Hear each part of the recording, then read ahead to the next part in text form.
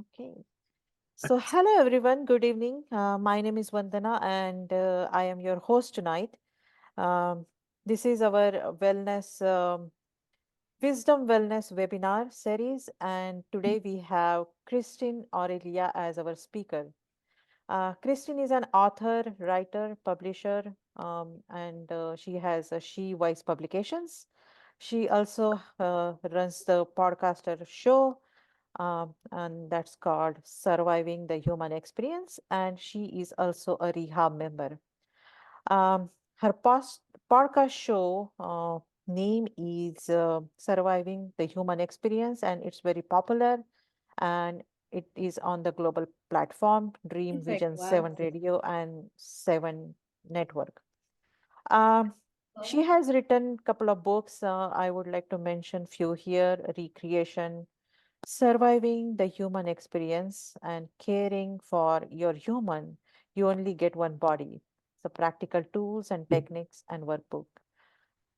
She grew up in a small town in New England, and she obtained her MBA and MA in Human Resources Management in and Instructional Design, and her bachelor's in psychology from Marymount University in Arlington, Virginia. Sorry, Vermont, right? Yeah, you got it right. Okay. Okay, so she has spent much of her life studying and observing human behavior. She has made it her life's mission to share experiences and bring wisdom and knowledge to forefront of her work with the desire to help others along with their journey. Christine is a messenger sent to spread light and love while creating unity. As she puts it, we are all children of God, one collective consciousness, surviving the human experience. So, thank you, Christine, for being our guest tonight. We are happy to have you tonight, and it's over to you. Well, thank you so much for that introduction, and thank you everyone for joining.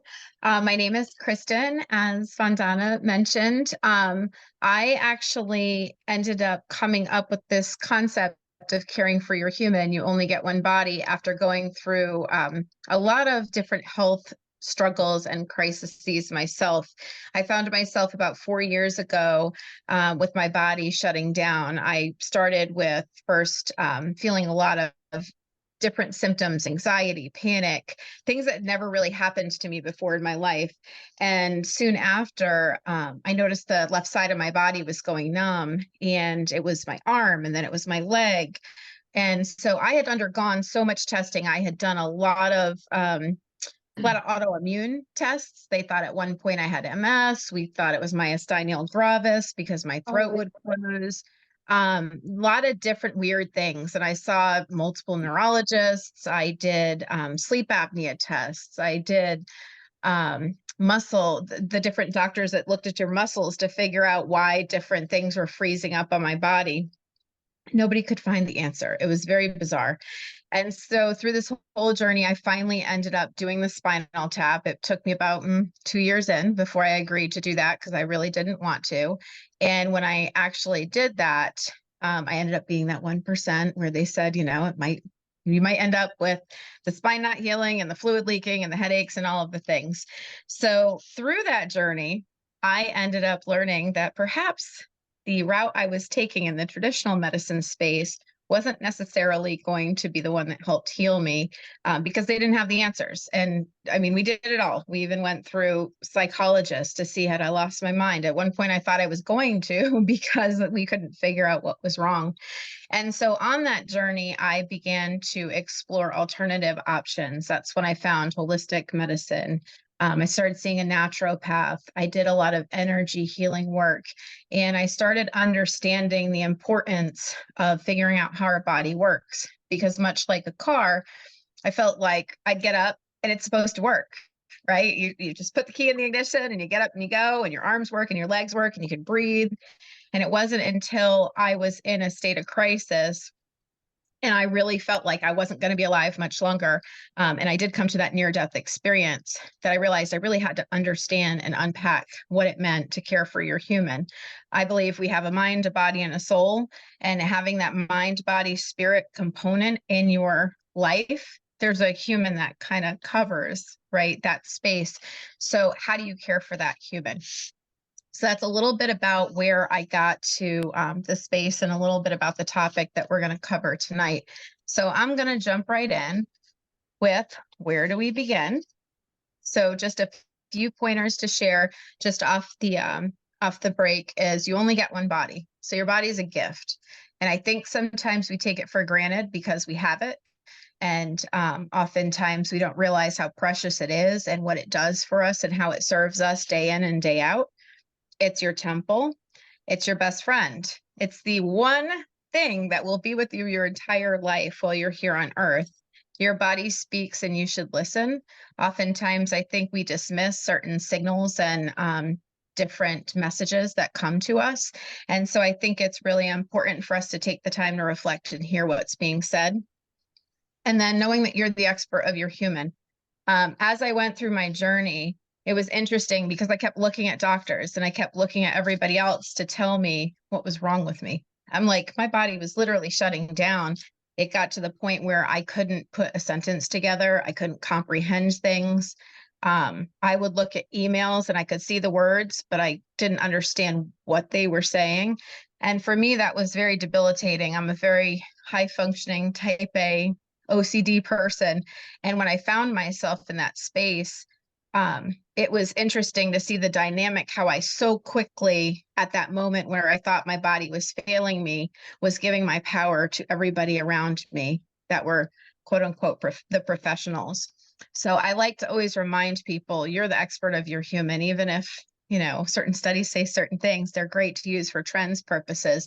But at the same point, it's very important that we are realizing we have the power and we understand our bodies better than anybody else does. So, and I did forget to give my disclaimer at the beginning. I always give my disclaimer. I'm not a doctor. I'm not a therapist. I'm not a psychiatrist. So all of the information I am sharing with you today is from my personal journey and my personal experience. So I always encourage people to seek out, you know, the professional support and wisdom needed when you're making different decisions related to your health. So I wanted to share, I talked a little bit about your body being a gift. And so I wanted to share a channeled message from Caring for Your Human, You Only Get One Body. So I'm going to share a poem with you, just something to hear and ponder. So here we go. God's poem about the temple. My souls are all souls, all the life, love, and energy of me. Let the children know, let the children see. Each and every one of you is a reflection of me, a reflection of one in every form of your imagination. So much more than your human imagination can see, so much more.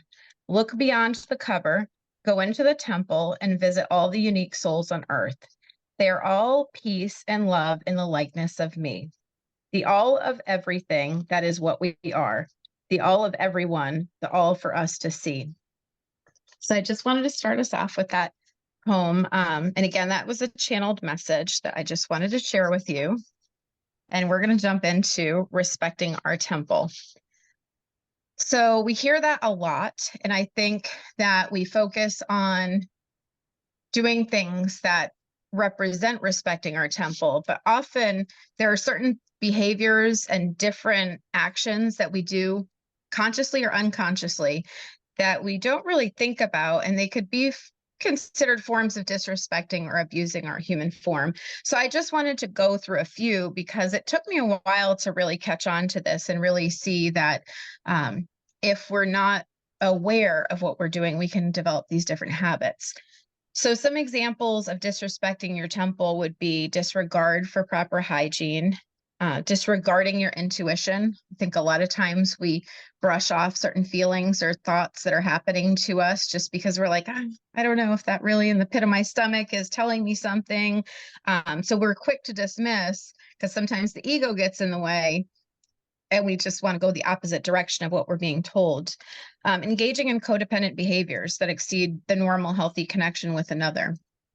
That can happen quite a bit if we're not aware of our own past traumas, any connections that we have. So I always like to point that one out. That was a hard one for me as well.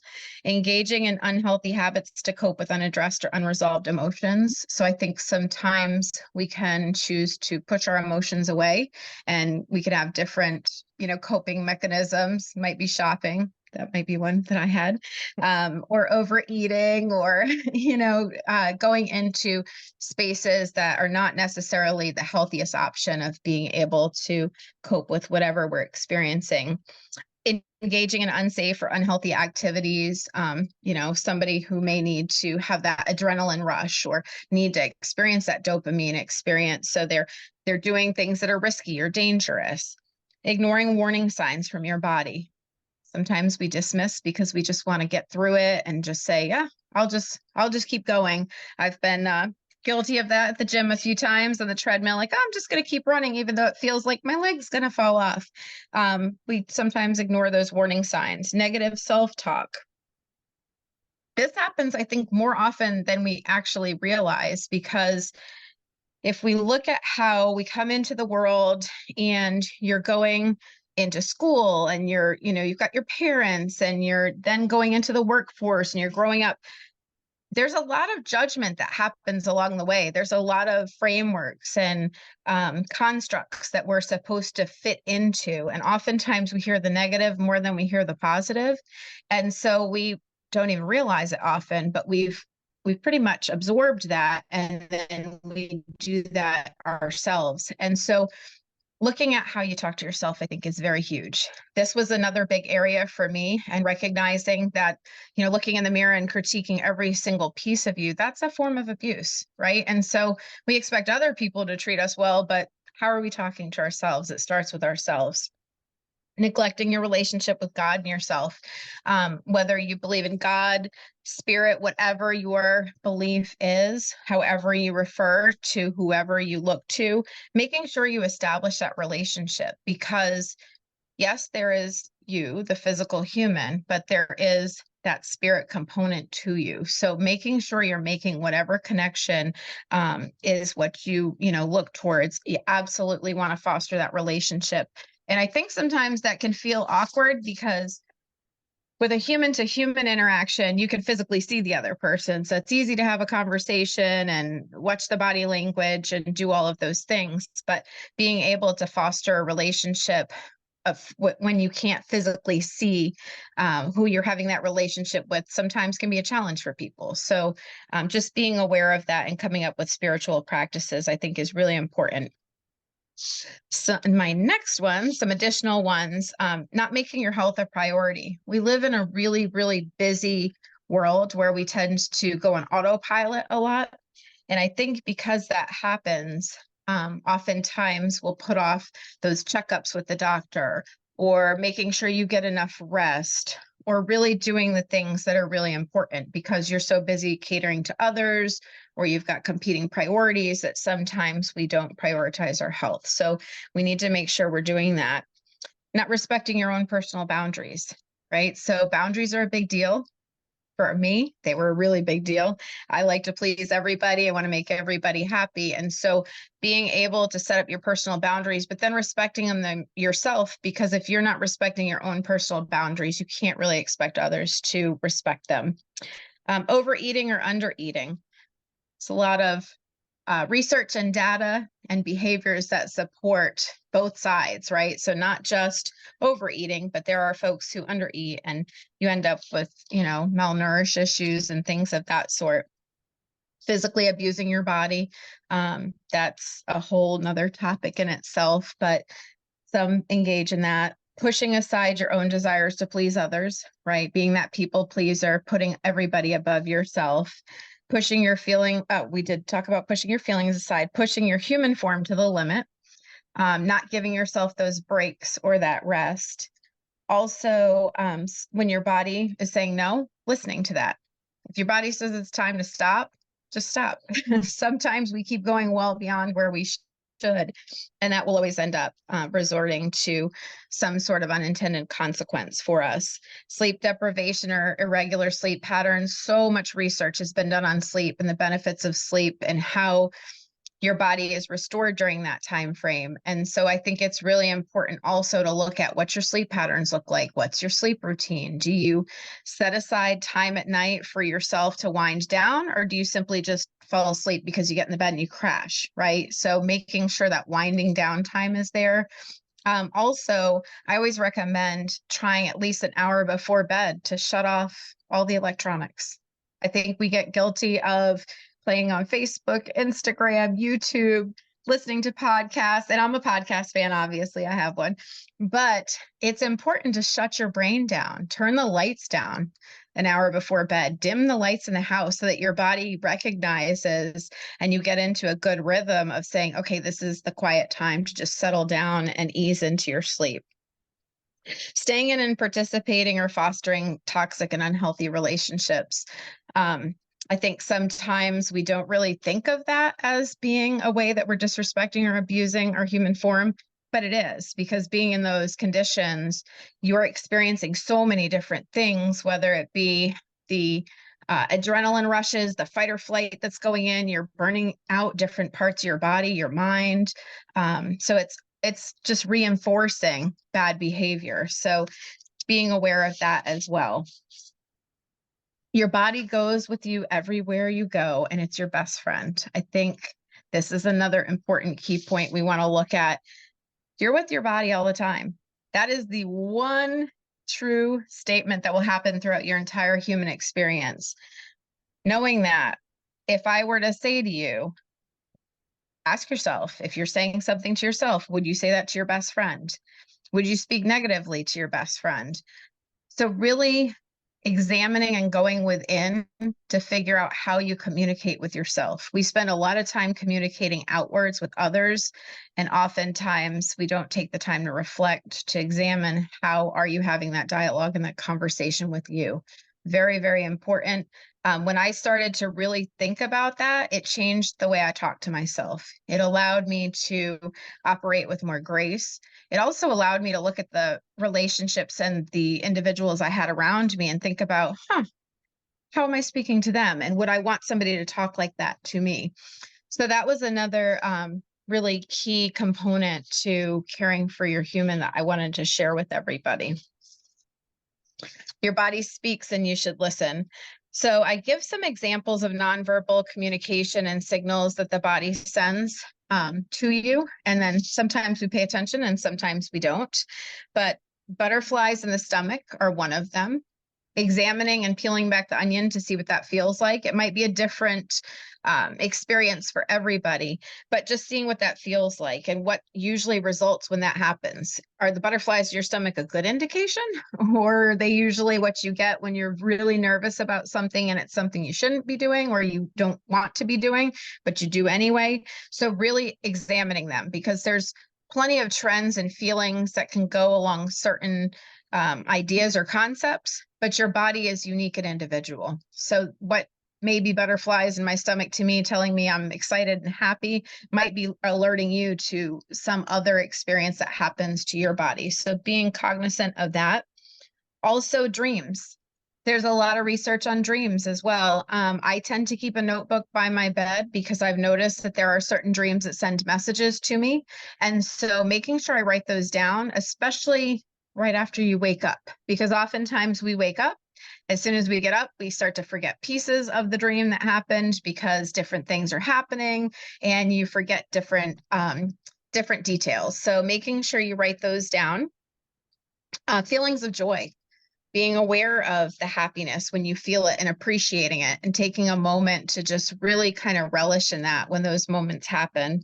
Feeling that something's not quite right. If you do feel something's not quite right, listen to it and watch to see what happens when you get that feeling. Because once you start to recognize the patterns, you understand and connect with yourself a little bit stronger each time, and you'll build that trust and that confidence within yourself.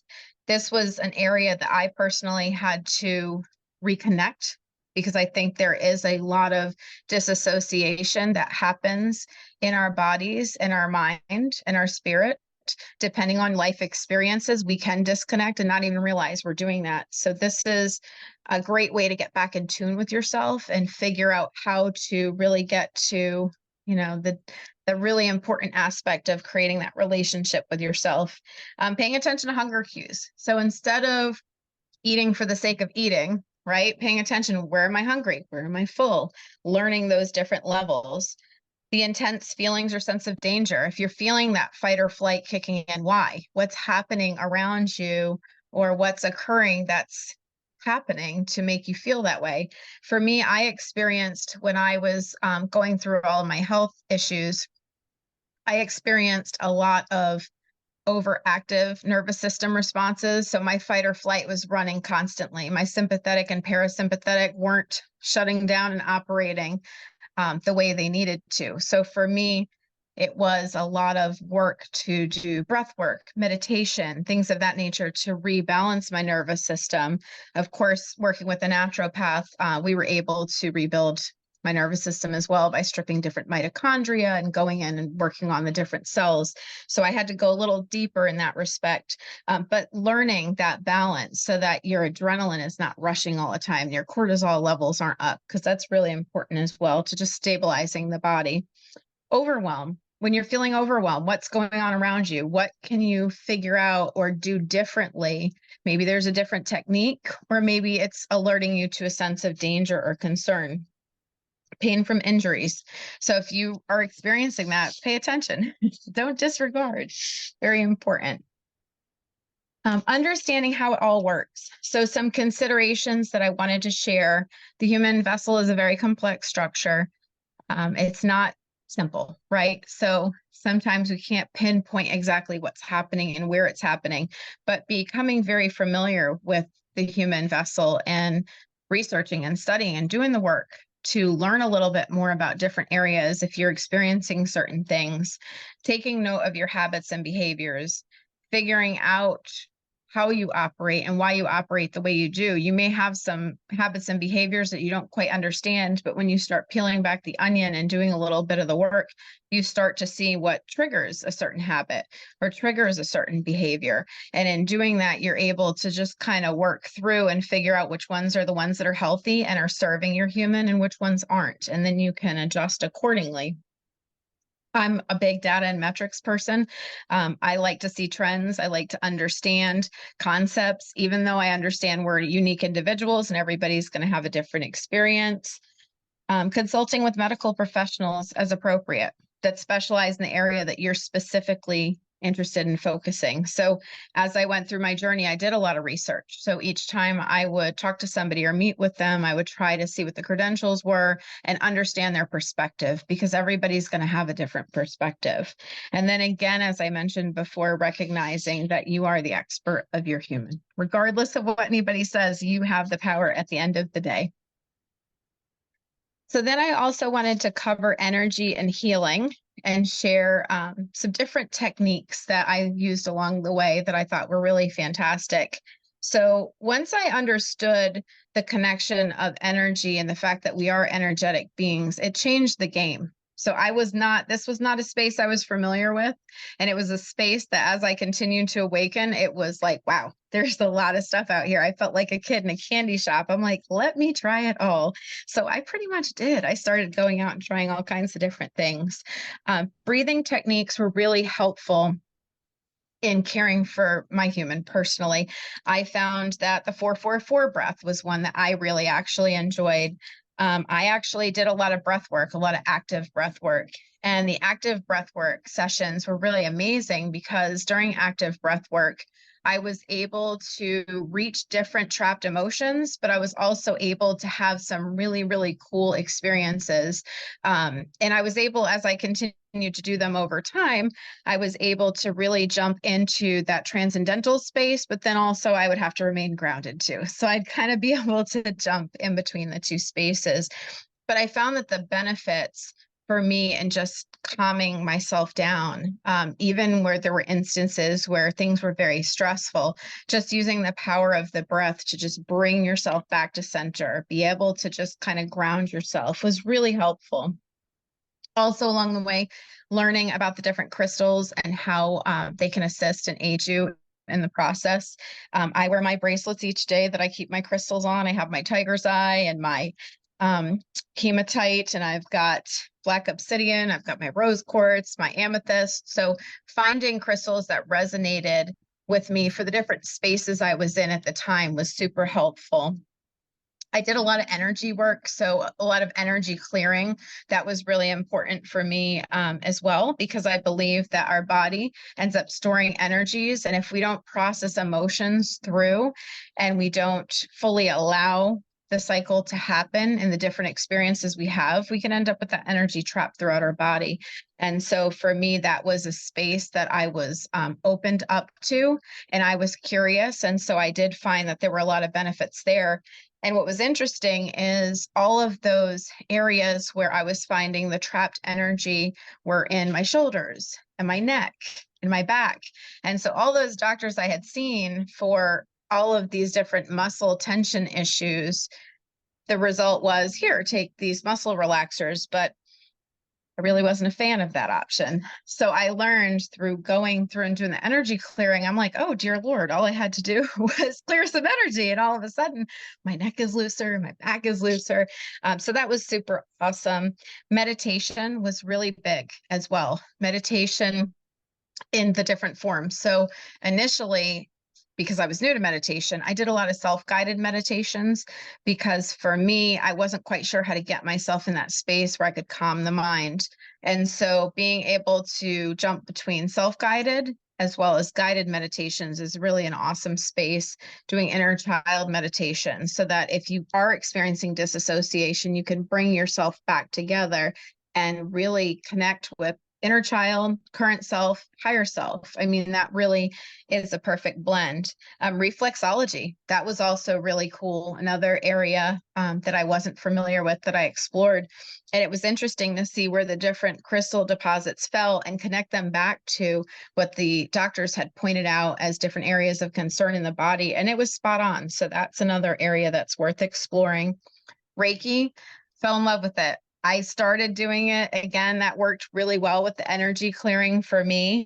When I initially went for my Reiki certifications, I literally had not planned on doing Reiki on others. I had learned for myself. And so it was really a good tool to put in your toolbox that you can do on your own without needing to go somewhere or work with somebody to do that. And then Sound Bowl. Sound Bowl was phenomenal. There were so many really cool experiences, just like breath work, where you could lay and just experience the sound bowls. And where I went, we had the didgeridoos playing and gongs. And so the combination and the conglomeration of all of the different musical tones and the different frequencies were incredible for the body. So another really wonderful healing restorative way to care for your human. So I want to hop over into self-love because I know we're in February and, there's all about love in February.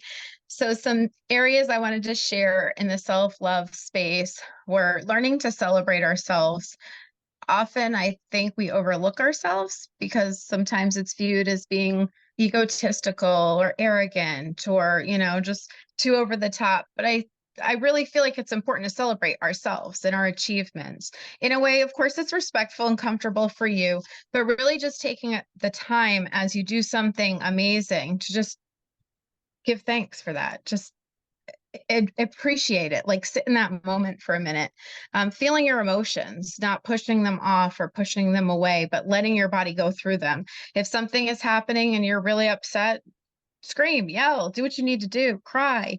If you're happy, be excited, show that enthusiasm, honor your commitments. If you've set something up for you, make sure you do it. And make it the priority for sure. Honor your intuition. We talked about connecting with your body. So paying attention to those moments, listening to your body, loving yourself through the good, the bad, and the ugly. There's going to be some stuff that comes up that maybe it's not what we'd love to experience, but it is what it is. So allow yourself to have those experiences, practice forgiveness. Oftentimes, I think in the forgiveness space, we get trapped with thinking that we're forgiving the other person. And sometimes there's some really awful things that happen that make you hesitant to want to do that. But the forgiveness is for you. And once you change your perspective on that and you recognize that you're releasing all connection to that other person, you're forgiving what's happened, but you're allowing yourself that freedom, because oftentimes we find that the other person's already moved on and they're not too worried anyway. So we're harboring all of these feelings that aren't really serving us. Resting when you feel you need to rest. That was another tricky one for me, because I am like the Energizer Bunny, just going to keep going and then drop. And so can't do that. If we pace ourselves, we get through life a lot better. And then you don't wake up one day finding your body not working. So that's another important area. Speaking kindly to and about yourself, spending time alone with yourself and getting to know what you like and dislike.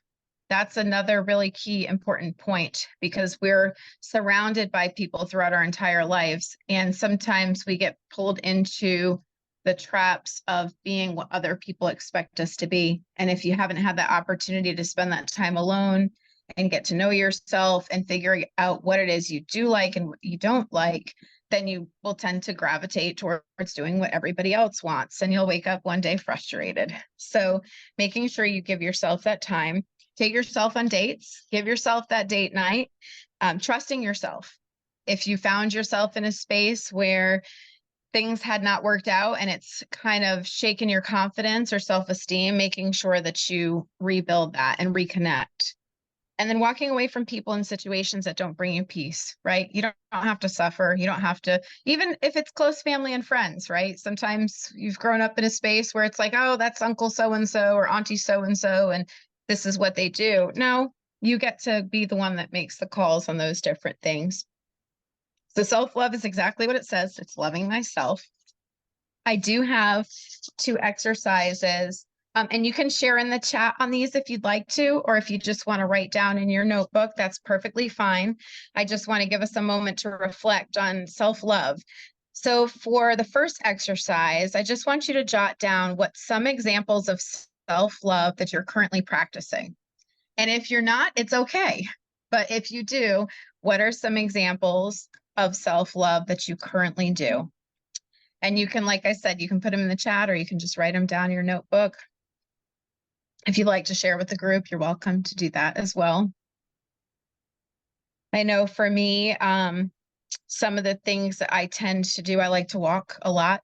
I love to go to the gym. I do it not necessarily for the fitness part is helpful, but for me, it gives me mental clarity and it kind of sets me up for the day in a good mental space where I feel comfortable and ready to take on whatever comes my way. So that has always been one of my self-love moments. Does anybody have anything they'd like to share with the group?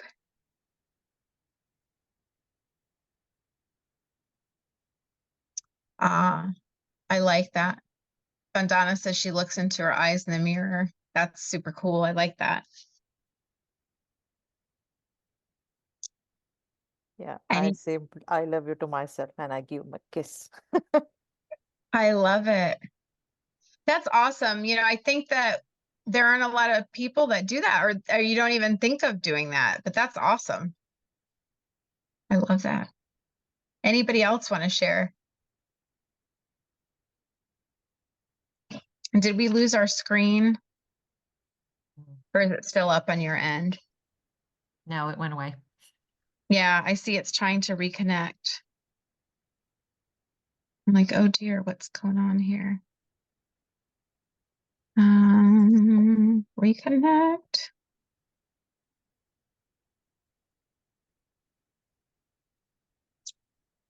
Are you able to see them now? No? Okay. We're going to give it a second. Let me see if I can see if something's happening on my end. We can see you. We can't see, like, there's no share screen. Yep. Let me go back in. It looks like I got kicked out. Let's try. Okay, 1 second. Goodness gracious. All right, let me come down here. Well, while I'm getting back into the system, the next exercise I have is, what are some acts of self-love that you're going to incorporate moving forward? What will that look like? And take some time to write down your thoughts and plan of action and be as specific as possible. What will that look like? What will you do? When will you do it? How will you do it? And how will you continue to maintain it over time?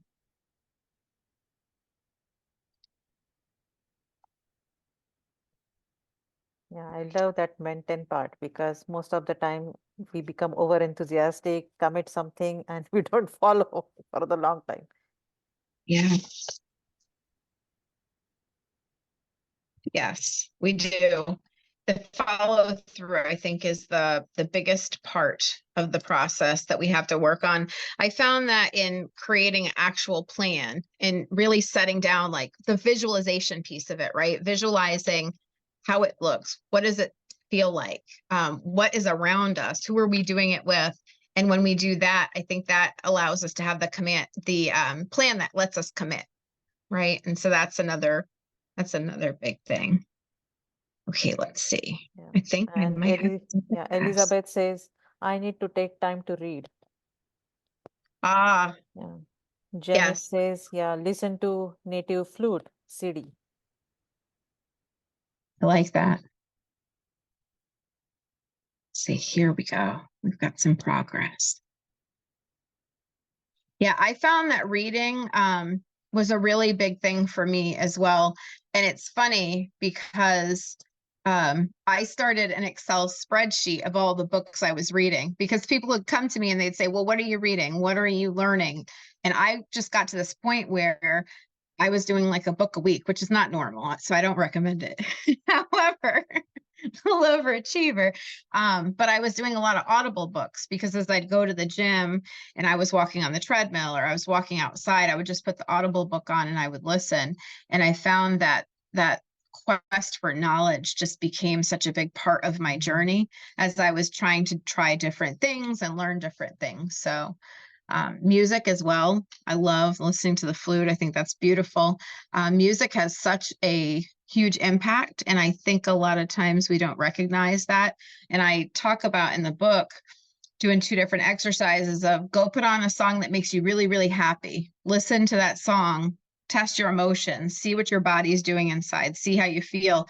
Then go play a really sad song that you know makes you feel sad, and just watch how just listening to 2 different songs can make your experience completely different. So, all right, this had us moving forward in our presentation. Let's see here. All right, so those were our self-love exercises. We are going to jump into, yep, this is the next one. Okay, our self-care. So I wanted to talk a little bit about self-care too. They go hand in hand. Self-care and self-love go hand in hand. But on the self-care side, I had do something you love, enjoy a day at the beach, exercise regularly, feed your mind, fuel your body with proper nutrition. We eat in America. We definitely do. And the question I always have, and I've had to really focus on very intentionally for myself, is what am I putting in my mouth and what does it do for my body? Is it serving a purpose, or is it simply just food? Because there's eating food and then there's truly nourishing your body. They're 2 very different things, right? Going to McDonald's, nothing against McDonald's, but going to McDonald's and eating French fries and chicken nuggets, is it serving a purpose in your body? Versus eating that spinach salad that has, kale and all kinds of different fruits or vegetables in it. What's the nutritional value and what's fueling your body? So looking at food in that respect, feeding your mind. So we talked about, the reading, and that's further down as well. So what are we feeding our mind? Because every day you're encountering different information, whether it's your news source, whether it's the place that you work, whether it's the groups that you belong to, the communities you belong to. All of those different spaces you're putting yourself in, you're feeding your mind. So are you monitoring what's going into your mind? Because there could be good information, there could be bad information. What was really interesting to me, and I noticed this during the pandemic, I had to stop watching the news. I just couldn't do it, because every time I turned on the news, my anxiety level, and I didn't even have anxiety issues until all of that started happening, was going through the roof because I'd hear numbers and I'd be like, oh my gosh, can't leave the house. Right. And it was the messaging, it was the information I was feeding my mind. So I learned when I disconnected from certain things that I was able to center myself. I was able to ground myself. I was able to connect. I was able to have conversations with God that weren't interrupted by all the outside noise. So that's a really important thing that we overlook a lot because we're listening to the radio, we're listening to the TV, and we just go about our day. So being careful about what you feed the mind. It was interesting. I had a conversation with someone a few months back about the different commercials that are on TV. And if you listen to these commercials, it's like they're playing all this beautiful music, and you then listen to the words and you're like, oh, if you take this medication, side effects are death. But the music is so pretty. And there's a really nice person riding this bike looking all happy. It's like there's such conflicting messages there. So paying attention to that information, getting the proper rest, honoring your emotions. I had to really get in touch with my emotions. Depending on how we're brought up and depending on the different experiences we have. Some folks are brought up in family settings or situations where everybody feels what they feel. They allow it to happen. They release it. There's the I'll give you something to cry about mentality. There's the boys don't cry. We're just supposed to muscle through. All those different messages and limiting beliefs that have happened to us throughout our experiences tend to affect how we go through and process our emotions. So making the time and the space now that we're in a place in your lives where you can make decisions and it's not that somebody else is pushing you in any different direction, I think is a very important thing to examine. Making time for yourself to relax, free of distraction. So getting away from all the noise, right? Whether it's going to the beach or going out for a hike, but disconnection and just allowing yourself to be. Paying attention to your body's responses. We've talked about removing yourself from toxic and unhealthy situations. That doesn't necessarily just have to be in a relationship. That could be in your work setting, right? So you may be in a space where there's just different things happening or different personalities happening that is not healthy for you.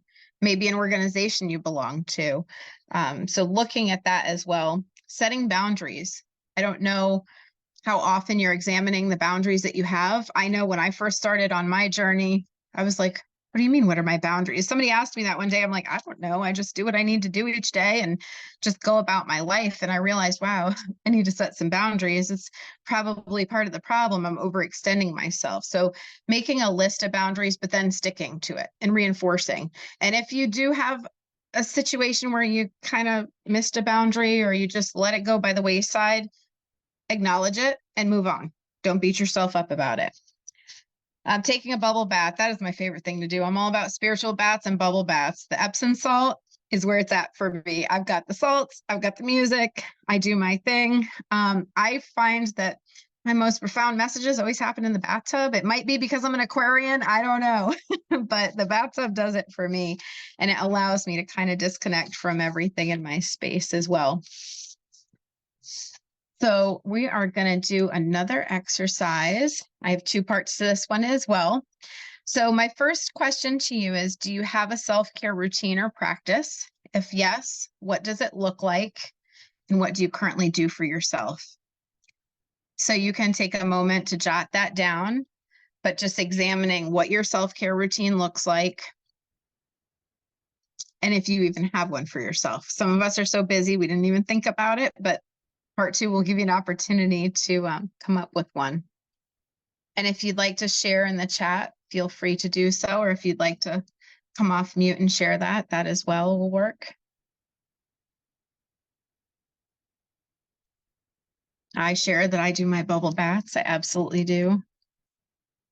The kids know, don't come near me. It's my time. You got the dogs. You all need to go somewhere.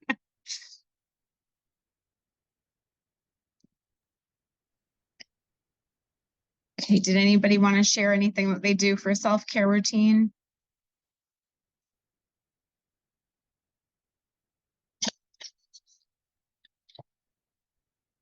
Go ahead. So I actually have been starting to take the time to take care of my skin, actually. Love it. So it's just basic regimens that I stick to, and that's how I show myself self-care and love.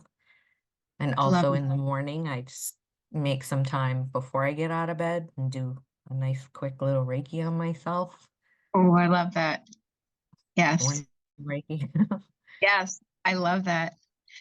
I love the skincare one because there's a lot of um, research and information out there where we don't connect with ourselves. And even just putting lotion on, washing your face, that physical touch was really big. And it was interesting because as I went into my single phase after I got divorced, I was like, oh man, nobody to hug anymore. It's just myself, right? So giving yourself those self hugs and the skincare, huge. When I learned about that, I'm like, oh, there you go. There's the physical touch. Because if you don't have that interaction from another human, you can show yourself the same love. And so skincare is perfect way to do it because you're able to appreciate and touch and feel. And so it engages a lot of senses. So that's awesome. I love the Reiki in the morning too. I'm totally a fan. I start my morning with that. I meditate and then I do Reiki. It's like the best thing in the world. Then, of course, I have to ground myself after too. But that's awesome. Thank you for sharing. Anybody else want to share? So All Linda right. has shared in the chat. Joe has shared in chat. I can't see the chat. Oh, I'm unable so to. okay, let me read it. So Linda says, be gentle with yourself. If you don't keep a goal, laugh and restart. Don't get down on yourself. If not 20 minutes meditation, then 3 breaths instead. Smile. Yes. And yeah, so and Joe actually he makes sure every morning that his 14 meridians are switched on to be at peace with myself and others. Mhm. How do you do that, Joe?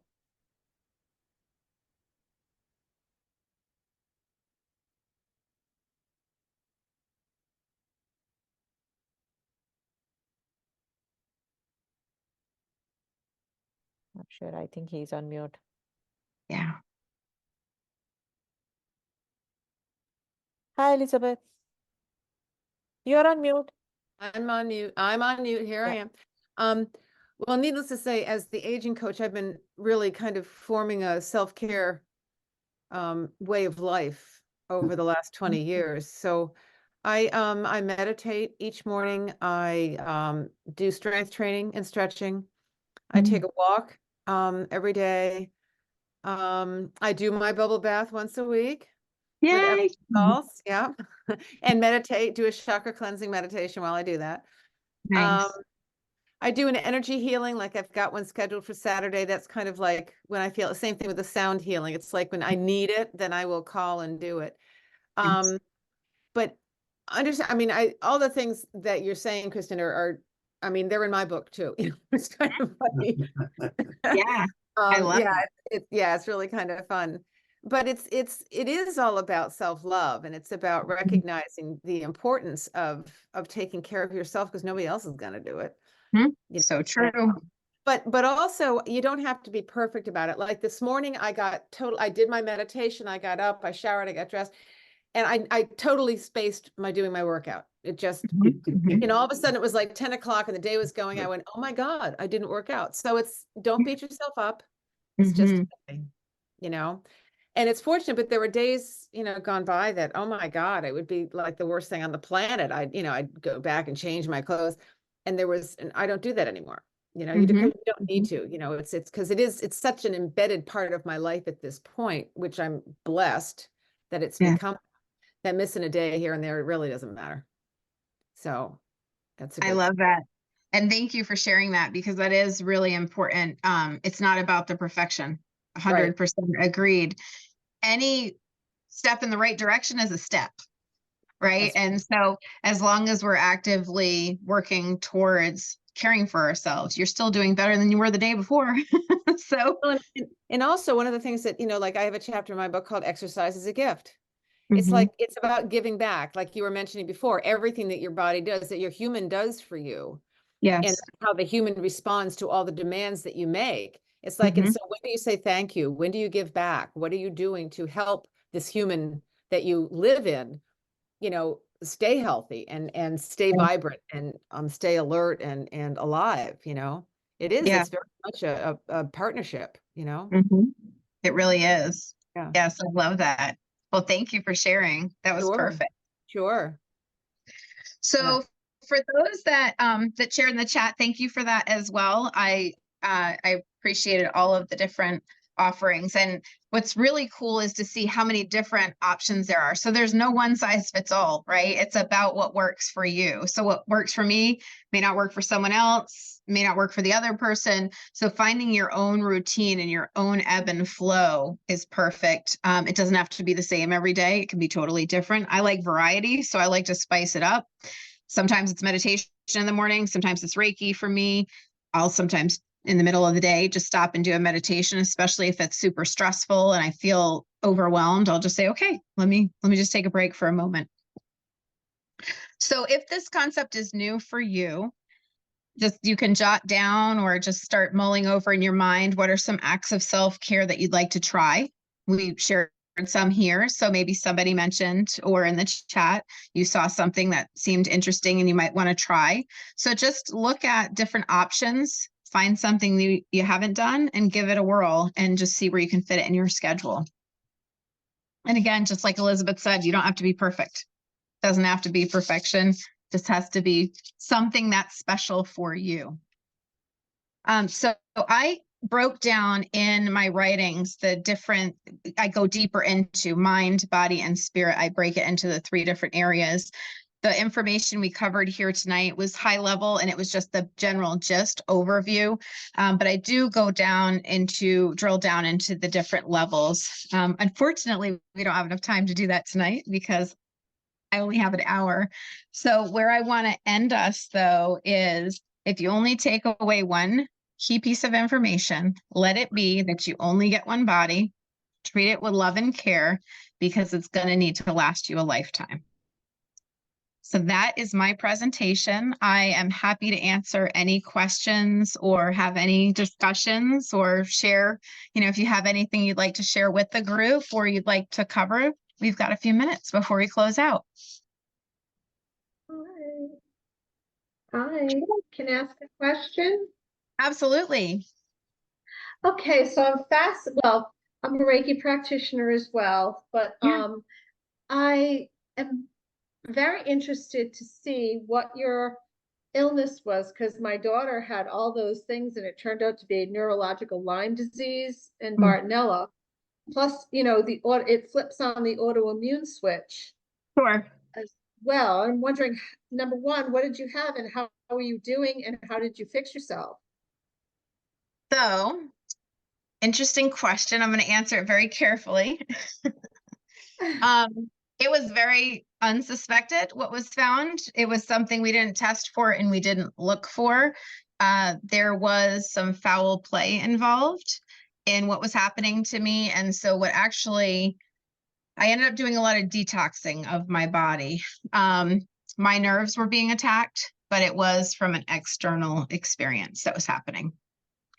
So when you mention Lyme disease, I did have Lyme multiple times as a child. I did have mono. I've had a lot of different things throughout my life. This other one was a little more crazy and extreme. So I'm careful in how I say it, especially since we're in a recording. But there were a lot of things that were damaging my body, and it was something that was being consumed that I wasn't aware of. So for me, I had to rebuild my entire nervous system. I had to clean out my liver. We pretty much detoxed from head to toe. It was about an almost 2-year process. I started off before I found a naturopath and found out what toxins were in my body. I started off with the medical medium protocols. And in doing that, I bought the Cleanse to Heal book. And something that was life-changing for me was understanding Epstein-Barr virus and how it manifests in our body. And in all of Anthony Williams' teachings in Cleanse to Heal, he's got liver rescue. He's got, trying to think, it's got an actual orange fruit on the cover. It's like life-changing foods, I think is what it's called. He shares with you all of the different ways to detox your body. So Cleanse to Heal stays on my nightstand. I did the 369 cleanses. I do talk about that in the book as well. I did the advanced ones. And what you did is like day 1 through 3, there was a certain regimen of fruits and vegetables you ate. Day 4, 5, and 6, different, 7, 8, different. And then day 9 was a total juice cleanse. And so you remove all meat out of your diet. You remove dairy and you remove eggs. So under his protocols, his philosophy is that eggs fuel different bacteria and viruses throughout the body. And so what I was doing, and I did a couple back-to-back 369 cleanses, is I was trying to starve off and kill the levels of Epstein-Barr virus that were there. When I had gone to the doctors, they said, we don't need to look at Epstein-Barr virus. Those are old viruses in your body. And I said, yeah, okay, that's cool, but I need you to test anyway. And my levels were over 700, which were significantly high. And their reaction was, well, it's dormant. It's from old illnesses. I don't care. I want it out of my body. So I did a lot of pre-work. And then when I got to the naturopath and I did cytoscans. And cytoscans are really cool. They're biometric scans of the body that look at everything and anything. So in the cytoscan, it was really cool because it showed different exposures to everything you've ever touched. So it drilled down all the way down to things like household cleaners. So Clorox was showing up, all these different things. And then there were some very unexpected things, and we dealt with those. And it shows your meridians. It would show sensitivities in your teeth. It would show chakras. It was a really cool scan. And so that was the best instrument I had along my way because it picked up on things we weren't testing for at the doctors. And so how are you feeling now?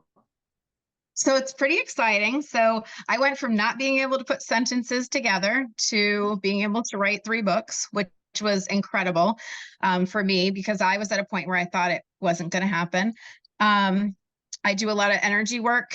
I'm very sensitive to energy now that I've been through the awakening process. Is totally different. Like I feel things very fast, but I learned how to listen. I can walk perfectly fine. I can use both sides of my body, but it was a lot of work. And I mean like 4 years of just go and hunker down and read everything and learn everything and go through the emotions. I didn't know what grounding was. Now that I've learned that, I'm good to go. I don't take any medications. The only thing I do is I do my vitamin C. I like my magnesiums. I do Sovereign Silver. So it's just a few like maintenance supplements that I do. And then the last piece I've been focusing on is the lymphatic system because my lymphatic system has done its own thing. So I have to force my body to sweat. So I do use like the sauna suits and go into the sauna and things like that to kind of get my body more accustomed to it because my liver was the last piece I had to work on. That sounds very expensive. It was. It was. That Care Credit, boy, that gets you every time. I'm like, thank goodness for Care Credit. Yeah. The most affordable way to start on the journey, though, if you're not able to afford the different supplements, for me was the medical medium protocols, because it was a matter of just fruits and vegetables. And then you can go to the back of the book, and depending on what your identified condition is, he lists which supplements correlate to it. So that's when I started learning about licorice root and cat's claw and mullein leaf. And I just started going through the tinctures. I liked the Vimergy products because they were really clean products. I was having a hard time going through, there's so many that have different ingredients in, and I was trying to be as like clean and raw as possible in everything I did. So that was the brand that I ended up choosing. And so you're completely healed? No symptoms? Nothing. Wow. Nothing. Yeah. Amazing. Thank you. Yeah, there were some moments that I thought, whew, this is rough. Yeah. Yep. Because, the Epstein-Barr virus, going back to the Lyme disease with the Bartonella, Mm-hmm. what happens in the body is the Epstein virus reignites and It does. activates because the immune system is busy. And Mhm. so, and that's why I kind of thought you might have Lyme disease just by your symptoms and, you know, yeah. Yeah, I got it when I was 10, and it took about a couple months for them to figure it out. They couldn't figure out what was wrong with me because we couldn't find the tick bite. I grew up in Connecticut, though, and I was right down the street from Old Yeah. Lyme. Go figure, right? Exactly. Yeah, and then I got it again when I went to college. When I was down here, I was bit again, and so that really didn't help. And then the mono, I mean, that's just another level of Epstein-Barr. And then you throw toxins and regular life experience and years of abuse to your body, and you have a perfect storm. Mhm. Yeah. Yeah. Yes, Elizabeth. So give me some time frame. Okay, so you got Lyme at 10. Mhm. But when I assume you started getting fatigued. So Mhm. how many years from when that started to when you finally stopped with Western medicine and started going down the naturopath, or, you know, the natural way of Sure. healing? Yep. So, let's see, 37. The end of my 37. Yeah, the end of 37 is when let me rephrase that. 38. Yeah, because I'm about to be 43. So now, and where was your, none of my business, but I'm just No, curious, it's where fine. was your family in all of this? As far as if you were a child when this started, your poor parents must have gone crazy. So my mom, single mom, both my parents are around, so I do have a relationship with both parents. My mom really was my advocate as a child, because my symptoms were so weird. And I remember being really sick and really dizzy all the time and having weird stuff happening. And she brought me back and forth to that doctor, and they were determined to figure out what in the world was going on. And he finally found it. I mean, she had a lot of eyes on me. The issue was they couldn't find the tick bite initially. And Yeah. so it was like, she has all these symptoms, but it wasn't making sense. Yeah. I was not very kind to my body. I was the child who did eating disorders and everything else because, there's a lot of interesting stuff in my life growing up. And so as I got towards the high school years, that's when I got mono. And it was because I was burning the candle at both ends. I Sure. had to be busy all the time. I didn't know how to sit still because, you know, if you sit still, you have to deal with your own emotions and process life and all that icky human Goodness, stuff. don't want to do that. Lord, no. Yeah, God forbid, right? So then when I got to my 30s and I got in this second marriage, which became extremely toxic, and that's when you learn about narcissism and you start stripping apart. My first book, I strip apart how I got to where I was.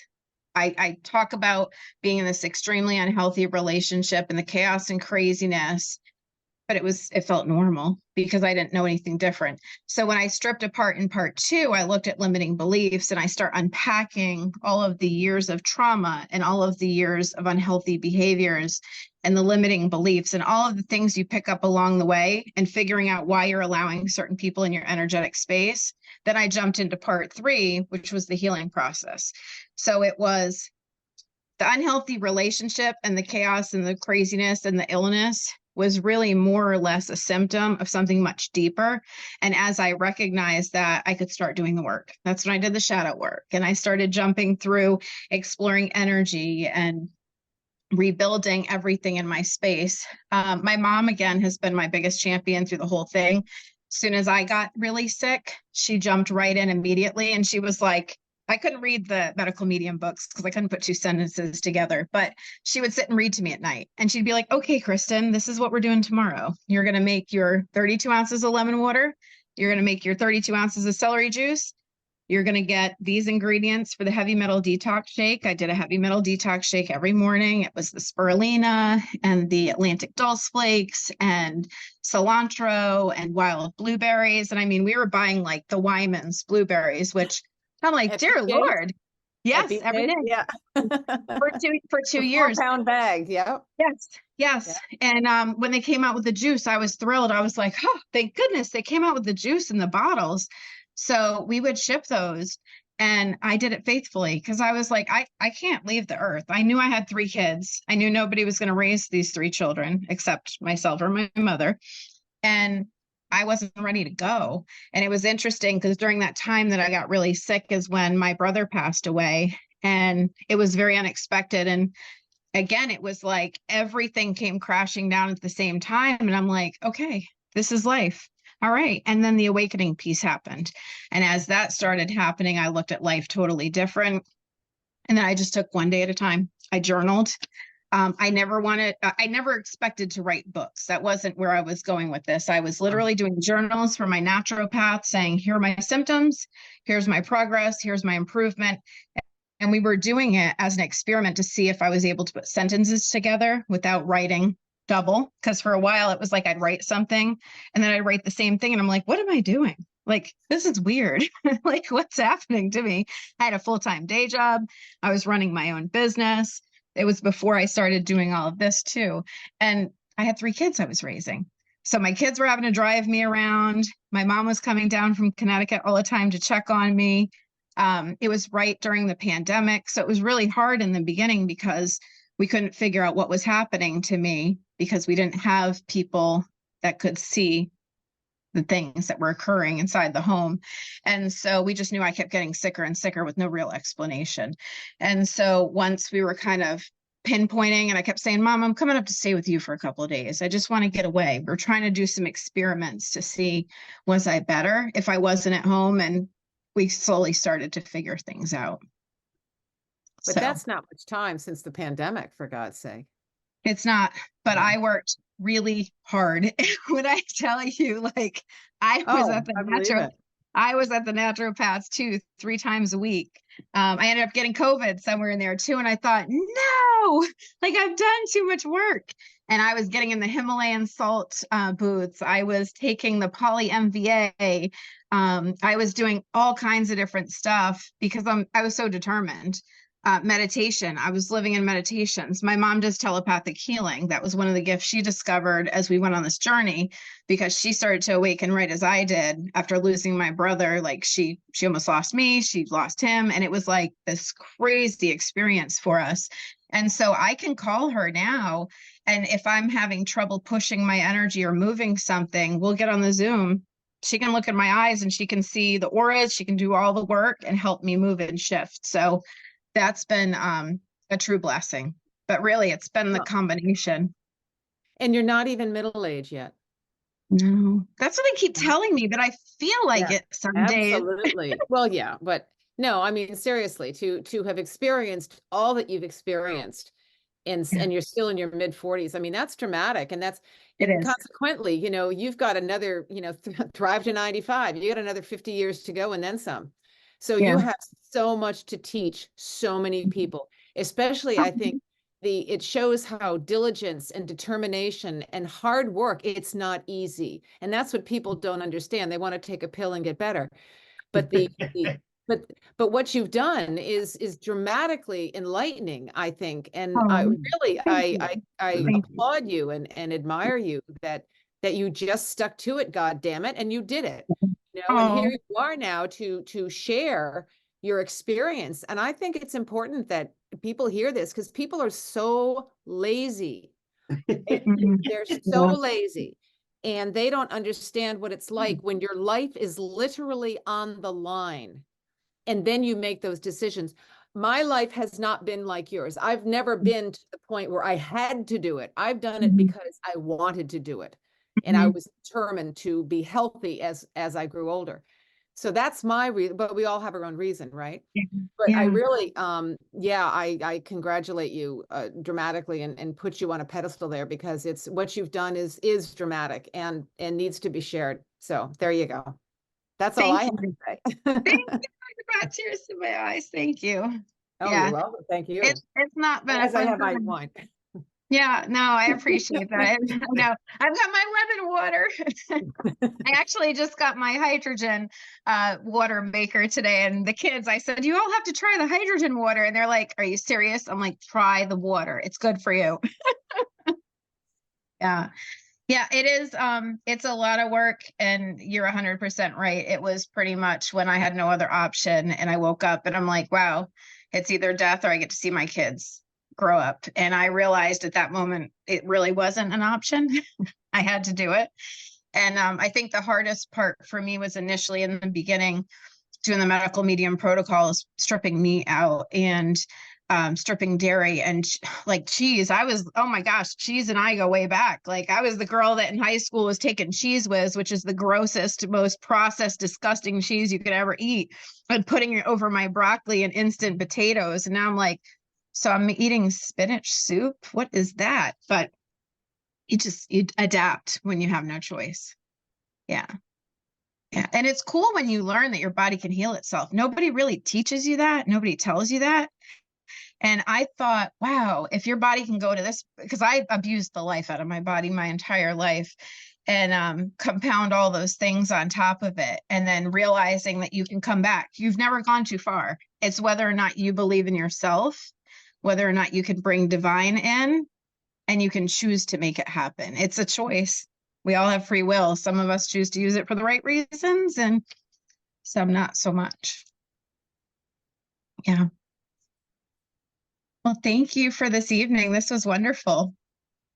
Thanks for all the love. I appreciate you showing the love. That was so wonderful. That was incredible. Yeah, whatever I wanted to say, Elizabeth already had said. So thank you, Elizabeth. Yeah,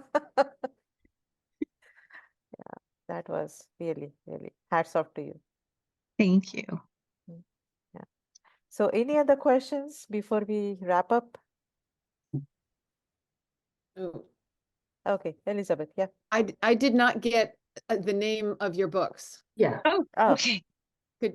Let me move forward. There you go. So I've got Caring for Your Human, You Only Get One Body. That just came out January 30th, and it's on Amazon. And you can get to it from my website, shewisepublications.com. And then I also have a practical tools and techniques workbook that I did that gives, a bunch of different exercises. So it's cool. It's an 8x10. It's about 200 and something pages. I'm going to come out with a teen version too. I've asked my daughters to take my book and make it a teen version. So that will hopefully be out in the next few months. And then Recreation, Surviving the Human Experience is the one that shares my story. I use different names, but it is my story. Good for you. Good for you.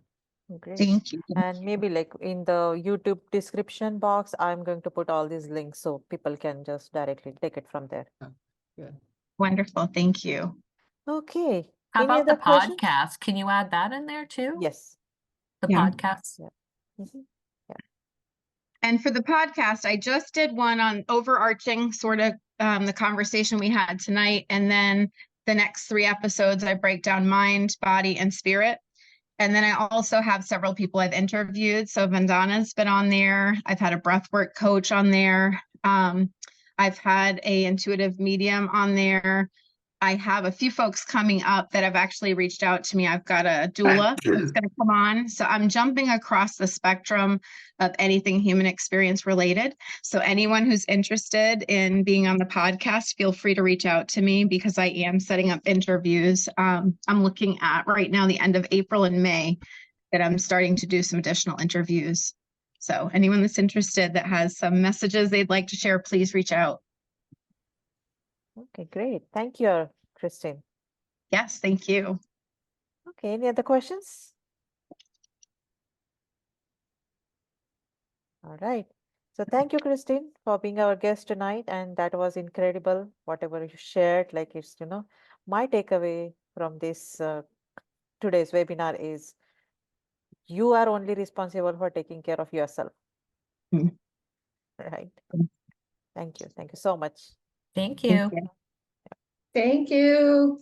Does our Bye. recording off? Janice, if you want to hang on, or anybody else for one moment. I do.